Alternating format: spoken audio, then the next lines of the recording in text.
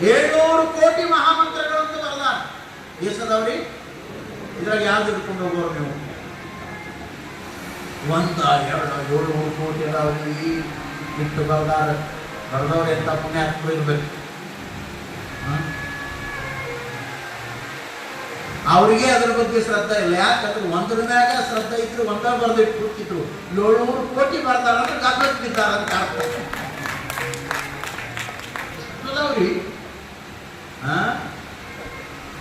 ಒಂದಲ್ಲ ಎರಡಲ್ಲ ಎಷ್ಟದ. ಆದ್ರೆ ಅಪ್ಪ ಅವರು ಭಕ್ತಿಯನ್ನ, ಧರ್ಮವನ್ನ, ಬದುಕಿನ ಸತ್ಯವನ್ನ ಎಷ್ಟು ಸರಳೀಕರಣ ಮಾಡಿದ್ರು ಈ ಮಾನವ ಜಗತ್ತಿಗೆ, ಈ ವಿಶ್ವಕ್ಕೆ. ಅಂದ್ರ ಜಪ ತಪ ಅನ್ನೋದು ಅದು ಬೇರೆ ಯಾವುದಾದ್ರೂ ಮಂತ್ರದೊಳಗೆ ತುಂಬಿಲ್ಲ, ಬದುಕಿನ ನಿಜವಾದ ತಂತ್ರದೊಳಗೆ ತುಂಬ್ಯದ. ಅದು ಯಾವುದು ಅಂದ್ರ ಮೃದು ವಚನವೇ